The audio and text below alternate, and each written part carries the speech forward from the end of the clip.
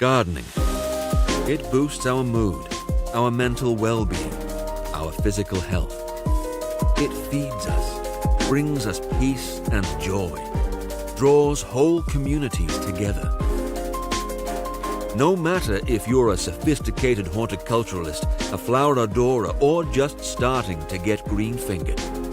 No matter if your plants live in a pot or your garden blooms in full. No matter if you like to work with your hands or look for digital inspiration. No matter what season or stage of life, every bit of green planted helps us breathe a little easier and moves us closer to a better, more sustainable future. And we want the whole world to feel it. There are no rules. All it takes to garden is the passion to do so. Realize your gardening dreams. Gardena. This is the Premier Garden Show. And here is your host, Anthony Faulkner.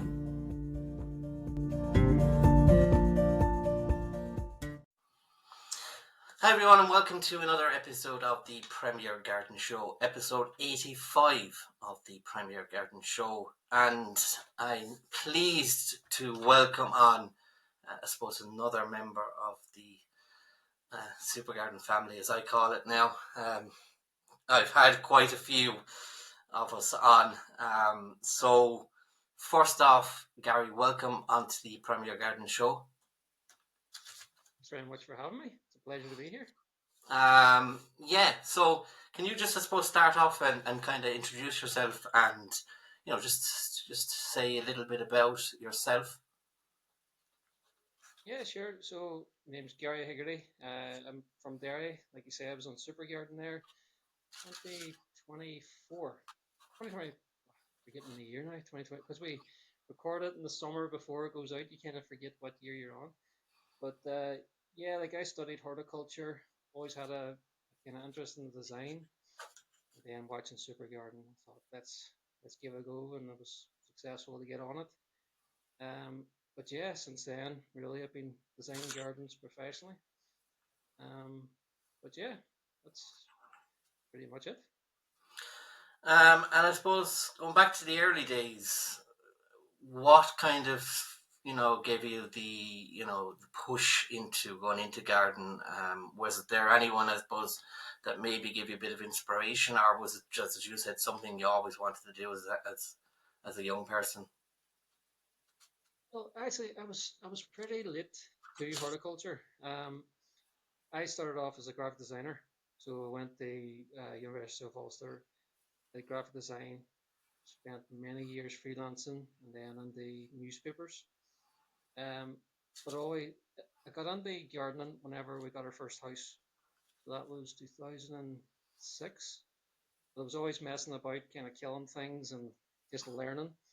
And then my wife said to me, you should probably learn how to do this properly. And then she looked up some courses, and there's a good course in Caffrey at Greenmount.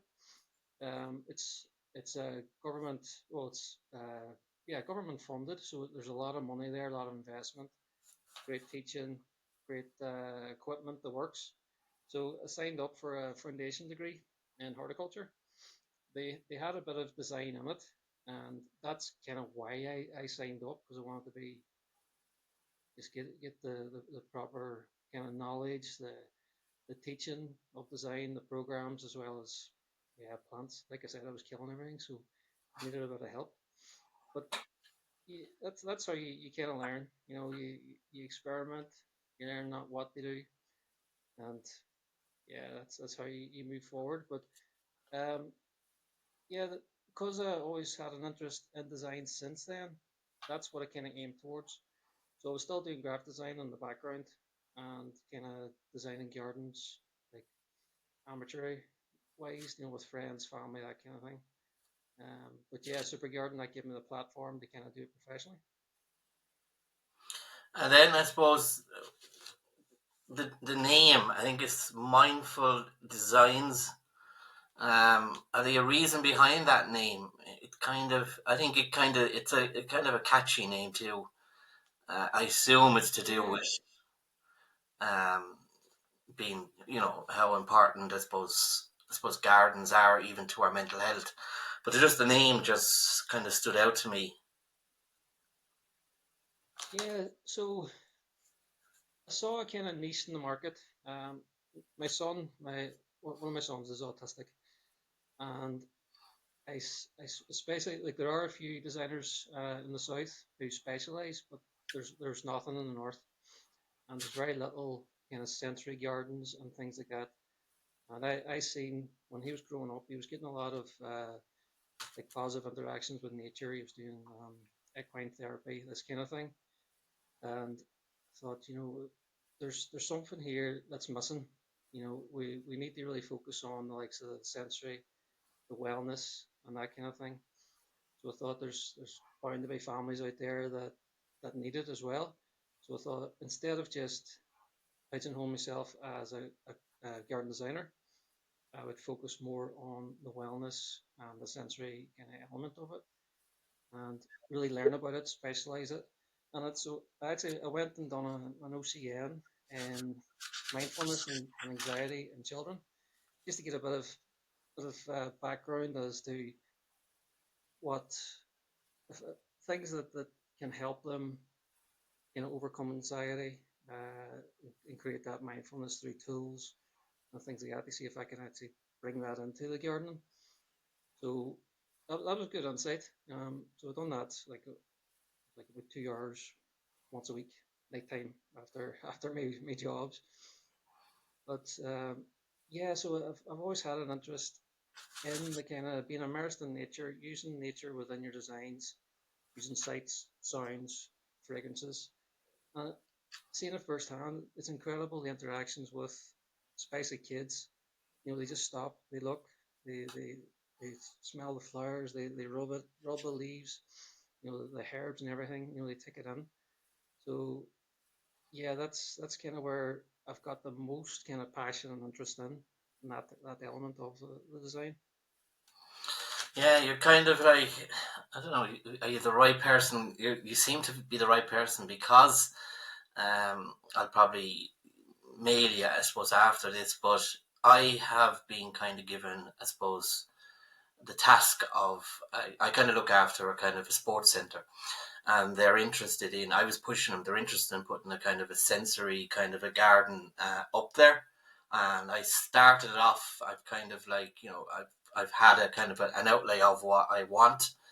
Um, and I'm just kind of, since I kind of knew you were coming on, I said, there's elements of that I might kind of run by you, Yeah, since it's something it you've happens. kind of, yeah, you can have a load of friends as garden designers, I suppose, like I have, and everyone has, is very helpful and gives you kind of an insight.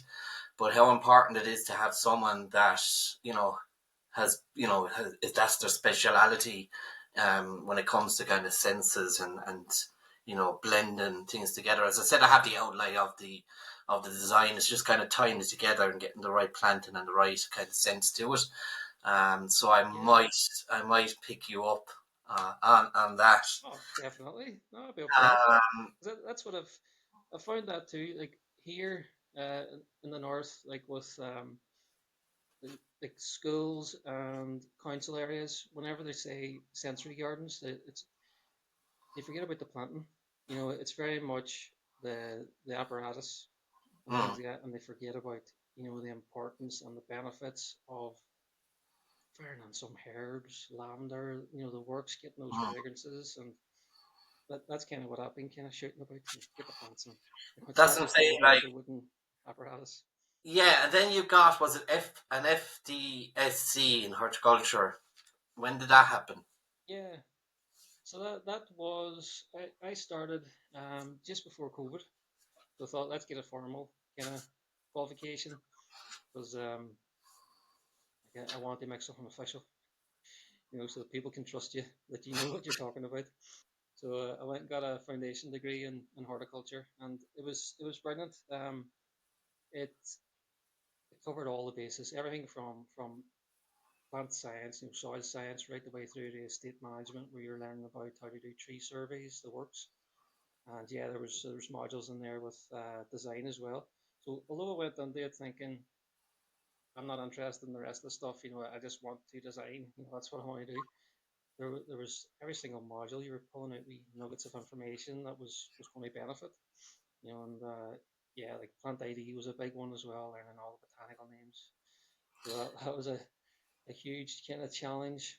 But no, it was good. It was 4 year part time, so it meant I could still work during the day. It took it was one full day a week over the 4 years. But yeah, brilliant time doing it.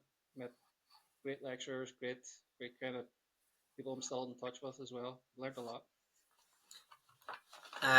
So it's then on to, I suppose, how important would you think it is to people that out there are, I suppose, thinking of, creating a space in their garden? How important would you say it is for a client to maybe take on a garden designer at the start of a project?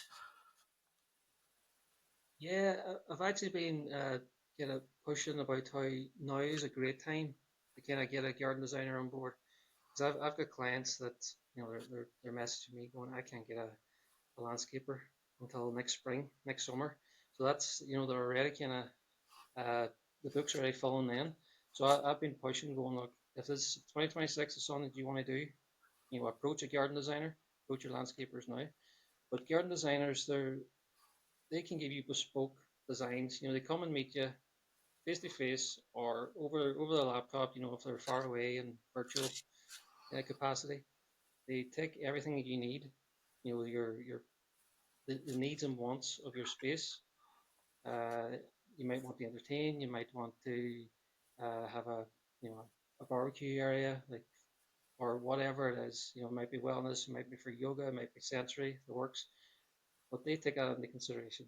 They look at your aspect, your garden, make sure that every plant is in the correct position, your soil type. All these are important factors because it's a big investment.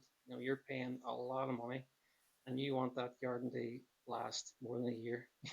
If you get the wrong plants in, if your soil's not good enough, if it's not healthy, um, things are in the wrong positions. If you're shade loving plant, you stick it in full sun, it's going to die. These are all things that your garden designer will know, and that's why they're important. And like I would work with a lot of landscapers as well that they like, although they have an idea in their head, they can't visualize it for the client. So they would come to me and go, this is what I'm thinking. Would you be able to do that and add the plants because they mightn't be plant people?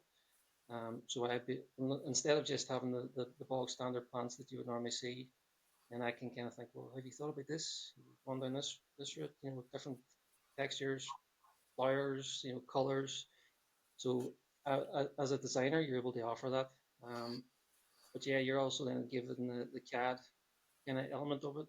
I offer animations so clients can sit at home, stick it on the TV, and actually watch as they journey through the garden. Like that's a huge hit with them because you're immersed. You're able to kind of see it and see the almost picture yourself within that setting. Whereas if you're a lot of clients, well, some clients do. They actually have the idea themselves, but they want me to visualize for them. So they Mm. come to me and go, right, I want this. I'm thinking about this plant. I'm thinking about this kind of area. What's going to fill it? And then I just tick it, put it on the screen for them, and they go, that's what I'm after. And then they go and build it themselves. So sometimes these clients need that. Yeah, I think I always said one thing about design and landscaping and all that. When you're standing there and you're talking or you're with a kind of a client, um, as long you'd be kind of interested if you could just plug into my brain here. You'll see what I can see. Yeah, As a garden designer, you stand in someone's garden and you might see it. You might see what is there, but it's very hard, as you said, to come across to a client and say this is what we're going to do. And I suppose in the earlier days of or garden design, I suppose going back to years ago, it was literally only like pen and paper.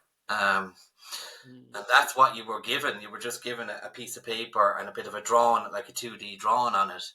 And, Yeah. you know, they still couldn't visualize that. Like, so we've kind of come, on leaps and bounds when it comes to the whole garden design, because the clients do need to see a visual of what they're getting. Yeah. Because if they can see that, Oh, totally. they'll connect easier, and they'll go along with you once they see it.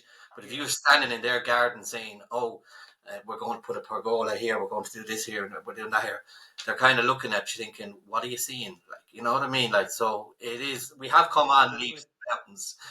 Yeah. And it is involving. I think garden design, I suppose, over the next 5, 10 years will really involve. And I suppose in the earlier days, people weren't really willing to spend money on their gardens as much as they are now. Yeah, I think like I've seen a huge increase since COVID.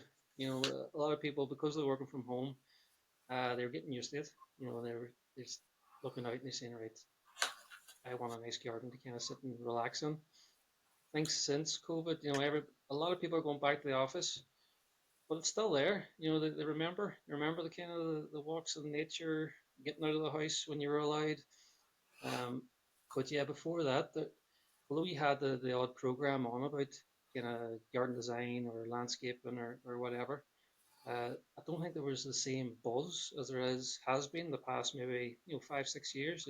I think it really has taken off. Yeah, I think we're kind of now, people are now looking at as another room to their house, I Yeah, think. yeah, And I think now when people are building houses, I think they want to, anyone that's building a house now, that they're thinking of the garden as well as they're thinking of the house. Whereas before, people would yeah, build a house and the garden would literally be for 2 or 3 years just a pile of clay or a bit of grass out the back. But now people are kind of, it's another room, it's an extension of the house. So then I suppose yeah. we move on. Go on. I was going to say you can even see that too in the new builds. You know, some of the new builds, they're investing in the actual garden. They're putting in hedging. They're different. Like there's a new build near me, and they've got designers in. You know, they wouldn't have normally done that. You know, so they're thinking, right, Oh. the client wants a nice garden to move into, a turnkey house. You know, so they're already thinking about this. You know, the want and need is there.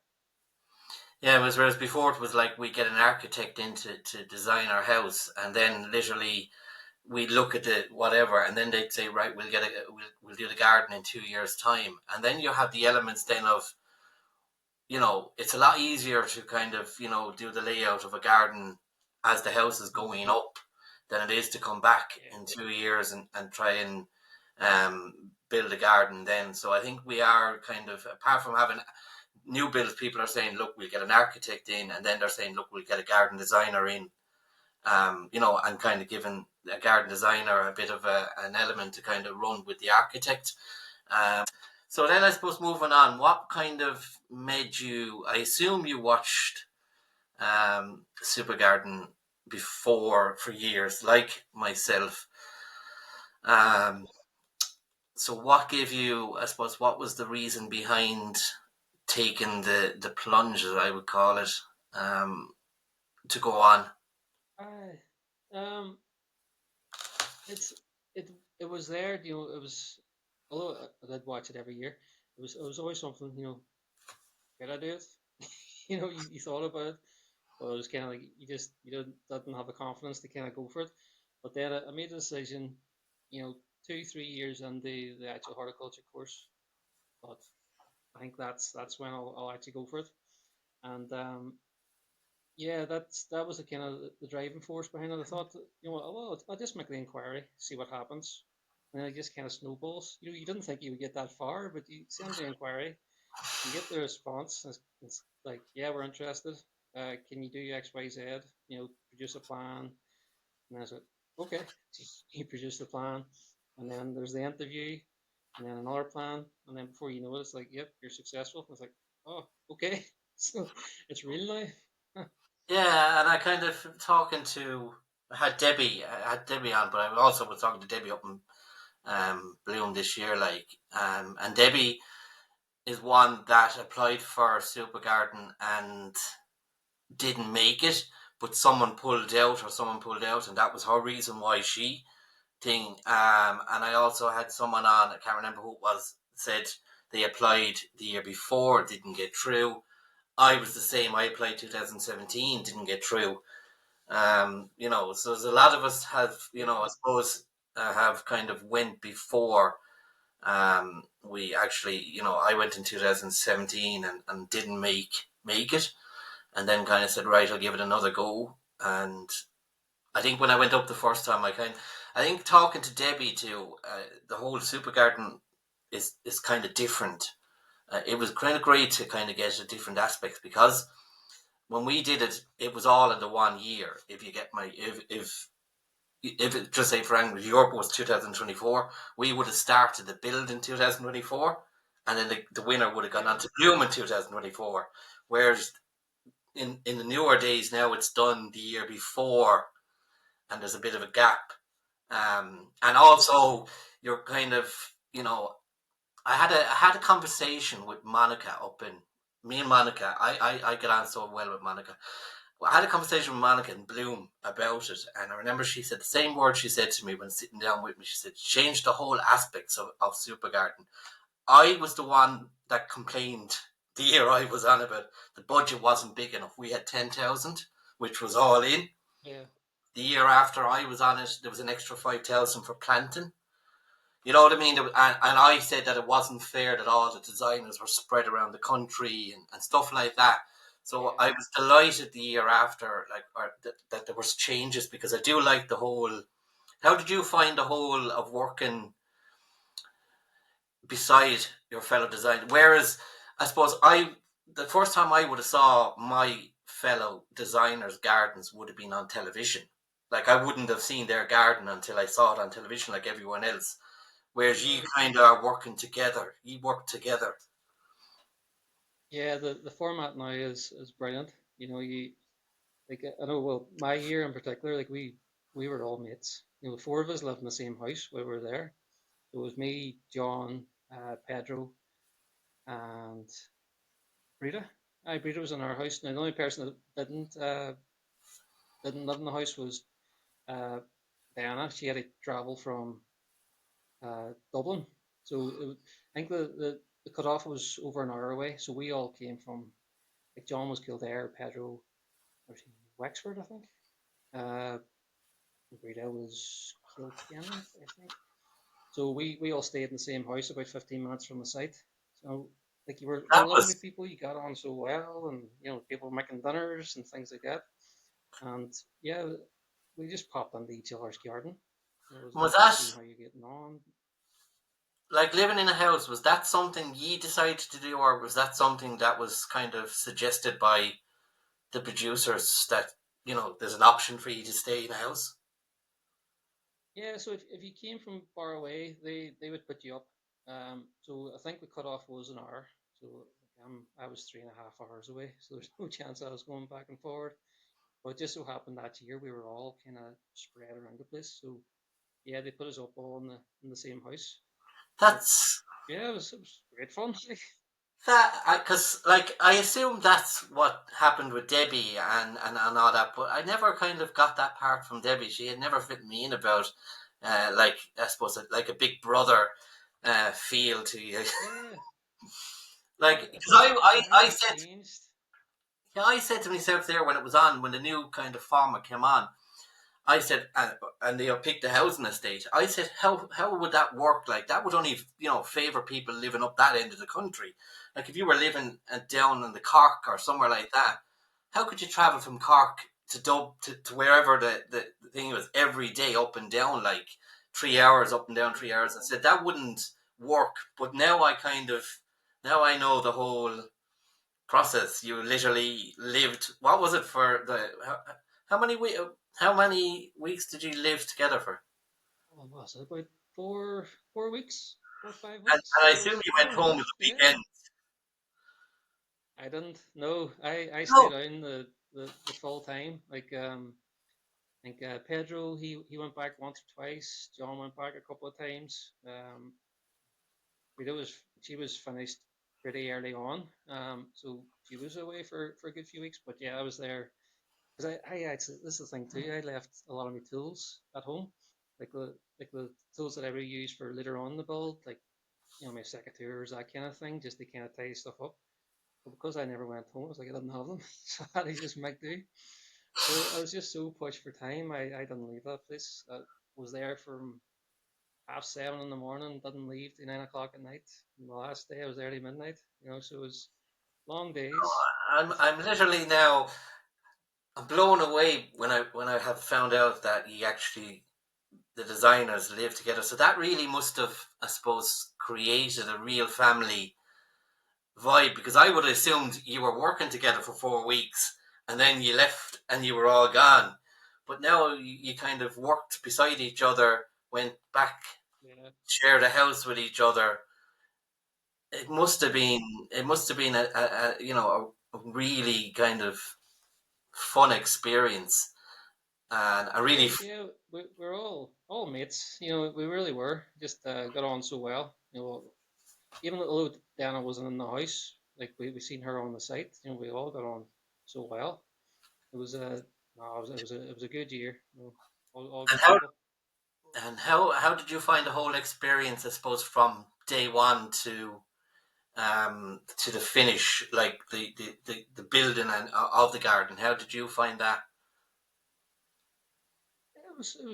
I enjoyed it. I was learning on the job as well. Like obviously stuff that I had done prior, but then doing it on your own.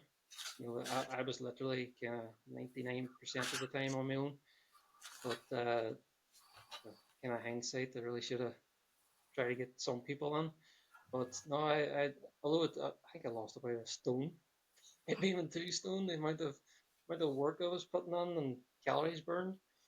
But no, I enjoyed every minute of it. It was a great experience and a great family as well. I'm actually still in touch with them too. They're a great And is family. and how's the garden going for the family? They still loving their space? Yeah, still loving it. Might say like I was down we Furies christening last year. Well, just time flies, and we're going back down again because he and Anto, the mum and dad, they're getting married there at the end of the year. So we've been invited to go down and the wedding. So looking forward to that too. But yeah, we're still very much in touch. Lovely family. Yeah, I suppose I can say the same things. 2018 when I was on it, and I still have connections since 2018 with my family. It is It's great. brilliant. Yeah, It is great. Yeah. Anytime I'm up near my one, I could pop in. It's like popping in to see members of your family, and you know, yeah. it is. Well, the journey as well. It's a journey that you go on. It's not just like the TV show. No, You're making friends and so it's and it's it's a it's a also good journey that you're all going on. you only get to see. I think it was the year after COVID. It was on for an hour. I think Super, but the rest of the time it's literally only half an hour, and Mm, the viewers are only seeing half an hour of yeah, your garden and the whole story. There's so much more to it. When people ask me about Super Garden or should I watch it, people are kind of interested going on it. I often say to them, there's loads of footage I wish they showed, and you know what I mean? And yeah. you get used to having a camera in your face, and there's so much to it. But one person I just want to touch on, because you were on that year, so you were close to him. I met the man up in Bloom after he won, John, and Debbie was, as when I was talking to Debbie, like John's wife handed Debbie the trophy. So I said I kind of was talking to him briefly at Bloom that year, but coming across, I think on television, he just seemed such a nice, down to earth kind of guy. I think everyone on that year that was watching it was kind of looking at him thinking, you know sometimes they, the winner would be someone, and you'd be thinking, oh yeah, do they really, need to win it? But like, what was he was he, what came across on TV, was that what really he was like? He just seems so down to Yeah, earth. that was him. You could see how much it meant to him as well. Whenever he won, and even down at Bloom, like I think it was a Friday that we went down. Met up with Pedro. Still in touch with Pedro as well. Um, but yeah, he loved it. He's just standing in the line and talking to everybody that came up, showing off his garden. He was just in his element. But the time that we spent with him in the house, that's when you really get to know him. Whenever you're on your garden, you're kind of in your own space, unless somebody comes and says hi, and Yeah, checks in and see how you're doing, which he would have done as well. Like Pedro, and John, we would have kind of sauntered about and gone into each other's gardens, borrowed tools, that kind of way. But yeah, like we would have had many a conversation over the dinner table at the house. That's when you kind of sit down and kind of learn about backgrounds and what they get up to, and just to learn about people. But yeah, we were lucky to kind of spend those weeks in the house with them and get to know them. But yeah, what everyone's seen on the TV was the fella. It was, yeah, cracking fella. yeah. And as I said, even when the news broke there, even though I didn't know the man, but even with my links to Supergarden, I felt it. Um, I was kind of devastated, and even looking at this year's Supergarden, I was kind of, I hope to do something to kind of, to keep that kind of, they don't just go into a new season. So when I watched the end of this year, you could say, and when I saw John's wife come out and hand Debbie the trophy, and talking with Debbie, like she said, she was emotional. You know, look, it is a show. We go on it, and all this, and that. You know what I mean? And it's, we all want to win. But as I said, he lived, I suppose, what he did, and it was his dream. I suppose going back for years, he would have probably wanted to be on the show. And Yeah, yeah, because Liz was actually in our house as well. The two of them were stuck together, throughout the whole thing. Like she was involved in that garden just as much as John. That the two of them were a brilliant couple. They everywhere they went together, and yeah, like she was staying in the house too. So we got to know Liz as well. But yeah, it was devastating because we got the call before the kind of news broke publicly, and yeah, it's just came right out of the blue, especially because we seen him a few days earlier. that's what I'm saying. Like, it was literally, In Bloom. yeah, it was only after Bloom, like, and I remember, I can't remember, it was a Saturday, or I think I was up in Bloom, and I kind of just introduced myself and just said, well, and I said, well, to the wife and that, and I came away from it, and I said, and I looked at, and I was, looking at it, and I said, you can see it in his eyes. I could see it was an absolute dream to be sitting there, Yeah, because talking with Debbie, like, on the Friday, I went up the first day of Bloom this year, and Debbie, I was sitting in Debbie's garden, having a chat with her, and I was chatting with Monica in Debbie's garden, and Debbie was, shy, and she didn't like the whole, the media and people, thing. But what I got out of the year before with John was, he was in his element. yeah, He talked absolutely. to anyone that came up to him. He was trying to get everyone in. He was Yeah, so proud of what he, had done. yeah, You know what I mean? As I said to you, it was a kind of a shock, and sadness, because at the end of the day, like, we just don't know, when we get up in the morning, as I say, yeah, what's in front of us. So then, after the whole Super Garden died down with you, then how did, I suppose, that push you? Was, when after the whole Super Garden did, I suppose you kind of get a lot more, work coming your way? Did it kind of give you a kind of a push on confidence wise? Yeah, yeah, it definitely did. I was able to kind of use that platform and then push. Although, like, I graduated and then Super Garden came out, but I couldn't uh, use the kind of like we did Super Garden on the July, but from the July until May of Bloom, that was no man's land. You couldn't speak about it. You couldn't use any footage, nothing like that. So once it went out, I was kind of like, now I can use this as a platform. So that's when I was able to really push it and launch the website, start kind of promote myself like within the north, and especially too because most of the designers here, they're all based east around Belfast. So I've got a huge catchment area in the west because I'm right in the border too with Donegal. So that's Donegal, Derry, right the way down kind of the west of the country. That's kind of my catchment area. So I was able to then kind of target it. And yeah, thankfully it's because of the show. I had something to show, bit of promotion. So yeah, I got some good work off it as well. It's been snowballing ever since. And it's probably great for confidence. That's what I found from it.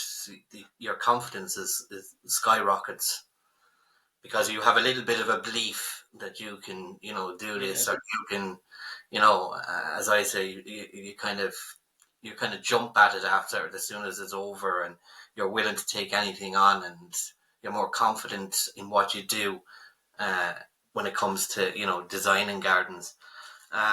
So then I suppose how since Super Garden, how is work? Everything is skyrocketed. You're busy. yeah, Uh, it's pretty good doing both kind of commercial as well as domestic, so that's good. It's great seeing that there's the commercial side of it. The businesses are now interested in whole wellness and sensory too, so that's really taken off. But then the domestic side of it as well, it's there's great satisfaction going on the kind of customers and creating something for them that they will then have for a lifetime. And like I know too, especially with my own kid, the autism services and things like that. So I've been pushing in those directions to kind of highlight to them that this service is here. But then on the website too, what I've um, started last month of putting up free designs because not every family has the cash available to get a designer in. So I thought, you know what, I'm going to do really budget friendly stuff. Like some people have a knowledge that they can go out and dig some holes, put in some posts, this kind of thing, put down some gravel instead of pavers. So I've been kind of thinking, if I can create designs that somebody can recreate for a couple of £100 and get their own wellness garden, get their own sensory garden that could benefit, a loved one. So that's kind of what I've been working on in the background as well, getting like almost a catalog of just free budget friendly designs that people can use. that'd be like templates for people to kind Yeah, of, exactly like that. Yeah, uh, which is which is a great thing because not everyone can afford to spend hundreds and hundreds on on fancy designs and you know layouts and all that. There are people out there that have a little bit of a, I suppose, DIY element, and I'd say everyone can plant a plant. I don't know, can everyone plant? But everyone has an element. But I think what a lot of people find, they might have a little bit of a space in their garden and they might want to put in something. But as if they have kind of an idea of what plants or what where it is yeah, it is great to kind of help out as much as you can, because look, we have to use what skill we have, and I think you're doing the right thing. To be honest, because we have a bit of a, when you're a garden designer, you have a bit of a skill, and it's nice to kind of help people that are less fortunate. That you can kind of like give them a little bit, even if you give them something on a piece of paper, that they can go, oh, do you know what? I can follow that, and I mightn't have all the money to do all the garden, but I have me layout, and I can go do this year, and I can do that next year. Yeah. But they have something to follow. Yeah, totally. Because there are budget friendly alternatives. Like I'm a big fan of gravel. Especially for the sensory element too. The crunch of it, the kids can pick it up and rub the gravel on their fingers. So there's that advantage, but it's also budget friendly. For a 4 by 1 meter space of gravel, what, 80 quid? You get that done in pavers, you're talking a lot more than 80 quid. You're So yeah, at the there's other side of always the budget board. ways. You're at the other side of the border. We're not paying. Our euros are totally different when it comes to uh, buying gravel down here. I think you might be cheaper. And also then, as I Yeah, suppose, probably is. there's a lot to it. Like you can create an absolutely, I suppose, lovely gravel kind of garden planted.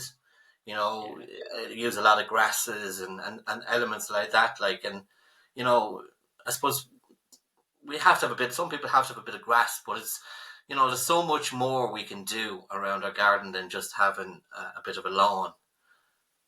yeah. Oh, totally. Like even whenever I was growing up, the only kind of horticulture that I knew was, the grass of on a football field, or else, cutting the lawn for my mum and dad. We didn't have much planting, so like that's why it came to me pretty late. Whenever I got my own house, I was looking out onto this empty space and not knowing what to do with it. It was just grass, but I didn't want just grass. I wanted something different, so that's why I started to research it and things like that. But yeah, we do have lawns have their place, but yeah, gardens are much more than lawns. Yeah. And what's the plans for the rest of the what's left of the year and next year? Any plans? Just head down, keep on designing. Hopefully, I'll get some more of those free templates up and running.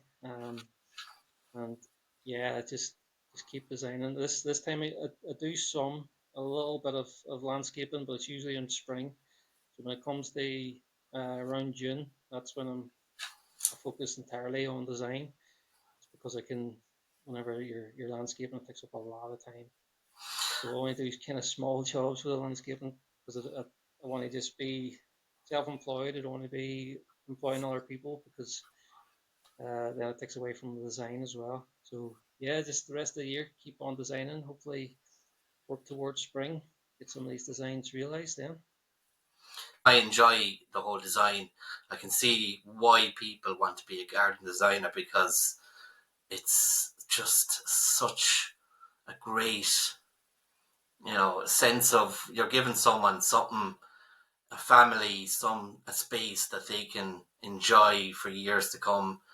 And that's why, when I was offered a chance where I work and look after the grounds to kind of create a sensory garden, I kind of talking with, I suppose, Peter Dunnigan when I was on having chats with him about it. He said the same thing. Like when people think of sensory gardens, it's literally a few tires, painted colors, and that's where that's what people seem to do. Our councils, Yeah, our towns seem to do. They're not kind of doing the other side of it. They literally will paint a few tires, put them down, and that kind of way. But there's more to it, yeah, and yeah. It that's why definitely is. I kind of, when I said I'd do it, I would do it only one way, and that was the only way it would go. It would have to be a full on, and the use of planting, because there's so much plants out there that we can use to benefit senses. To be honest, Yeah, uh, there's yeah. so We're many. we're spoiled. Yeah, that's what I'm saying. Like, and as you said, like it's no point in having just the elements, maybe a bit of water feature or paving or whatever, or timber or whatever, or having the elements of sensory. You need to calm it down and bring the planting in. And if you can get the right planting in, it will just open up, I suppose, so many doors to kids that can, touch things, and as you said, even gravel under their legs and there's so much elements that you could put on the ground that you need to kind of incorporate that they can walk on, if it's grass or if it's gravel, if it's mulch, or you know what I mean. There's so many things we can do. So then I suppose finally, before I let you go, Gary, where can people find out more information about you and what you do? Yeah, so I've got a website, mindfulgardens.ie, and on Instagram as well as my own name as well as the business.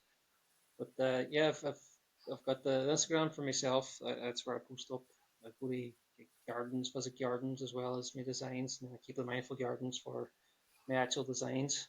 But yeah, if people want to check out pull them up, And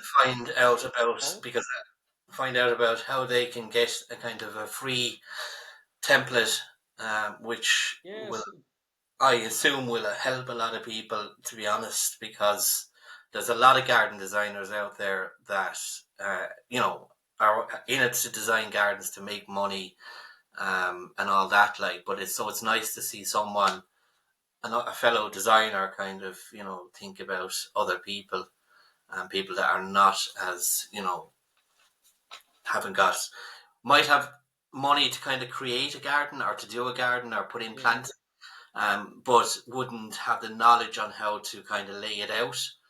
And we all know, like, creating a garden, planting and patios and furniture and stuff like that is not cheap. So, like, oh, there are people out there that would be saving up, that can only, have the few pounds to kind of do their garden, and they kind of wouldn't, they take it on themselves and they just throw the plants in where everything. So it's nice to have someone to kind of, consider that, they help out and, show them what to do and kind of all that. So, that's hats off to that, to be honest. cheers. I We always tell people as well, any questions, if you need any advice, just drop me a message. I'm happy to share whatever wisdom I have. yeah, so look, Gary, thank you so much for coming on, having a chat, and talking to us and filling us in a little bit about yourself, and your journey, from your earlier days through to your super garden days to where you are now and your plans for the future. Thank you very much for having me. It's been an absolute pleasure. Thank you.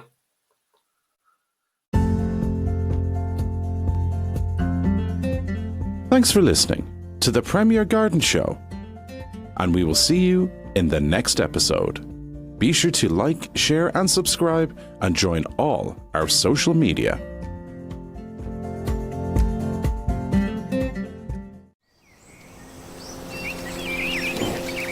Do, do, do, do.